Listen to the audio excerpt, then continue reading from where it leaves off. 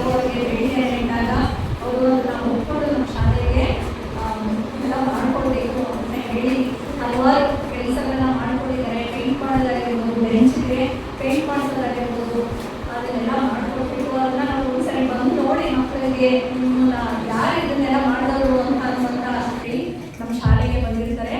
ಅವರಿಗೆ ನಮ್ಮ ಶ್ರೀ ಶಿವಯೋಗಿ ಸ್ವಾಮಿ ಶಾಲೆಯ ಶಿಕ್ಷಕ ವೃಂದದವರು ಹಾಗೂ ಮುಖ್ಯ ಶಿಕ್ಷಕರು ಹಾಗೂ ನನ್ನ ಪ್ರೀತಿ ಎಲ್ಲ ಮಕ್ಕಳಿಂದ ಆತ್ಮೀಯವಾದ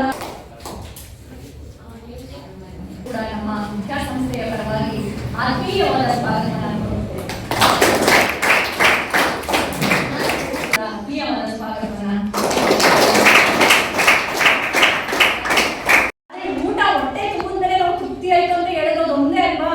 ಆ ಒಂದು ಮಹತ್ ಕಾರ್ಯವನ್ನ ನಮ್ಮ ಮೇಡಮ್ ಹಾಗೂ ಸರ್ ಅವರು ಪ್ರತಿ ದಿನ ಈ ಹೊಸವಿನಿಂದ ಇರುವಂತ ಮನುಷ್ಯರಿಗೆ ಅವರು ಪ್ರತಿದಿನ 500ಕ್ಕಿಂತ ಹೆಚ್ಚಿನ ಜನರಿಗೆ ಉಚಿತವಾಗಿ ಪ್ರತಿದಿನ ಊಟವನ್ನು ಕೊಡ್ತಿದ್ದಾರೆ.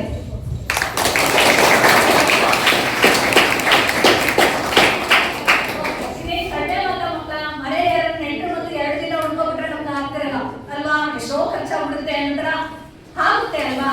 ಹಾಗಾಗಿ ಪ್ರತಿ ದಿನ ಒಂದಿನ ತಪ್ಪಿಸಿದಂಗೆ ಒಬ್ಬರಿಗೆ ಊಟ ಹಾಕ್ತೀವಿ ಒಂದಷ್ಟು ಸಾವಿರಾರು ಜನಕ್ಕೆ ಅಂದ್ರೆ ಉದ್ಘಾಟನೆ ಮಾಡ್ತಲ್ಲ ಅಂತ ಒಂದು ಮಹಾದಾನವನ್ನ ಈ ಇಬ್ರು ಸಂಸ್ಥಾಪಕರು ಮಾಡ್ತಾ ಇದ್ದಾರೆ.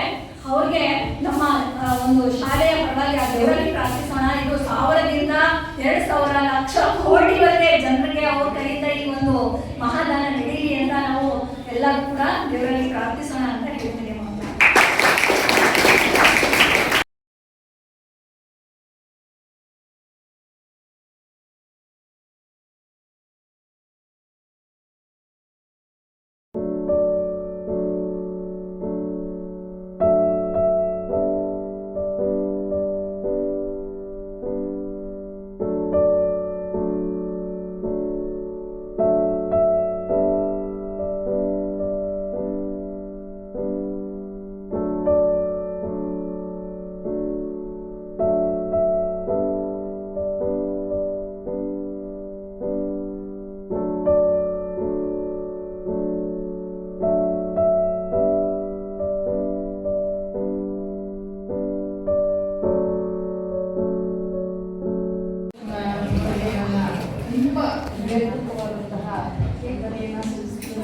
ಜೀವನಗಳನ್ನ ಹೇಳ್ತೀನಿ. ಯಾಕಪ್ಪ ಅಂದರೆ ನಮ್ಮ ಈ ಒಂದು ಪರಿಸರದಲ್ಲಿರ್ತಕ್ಕಂಥ ಮಕ್ಕಳಿಗೆ ತುಂಬ ಅವಶ್ಯಕವಾದಂಥ ಇದನ್ನು ನೀವು ಏನು ಬೇಕು ಅದನ್ನು ಸೌಲಭ್ಯಗಳನ್ನು ಕೊಟ್ಟಿಲ್ಲ.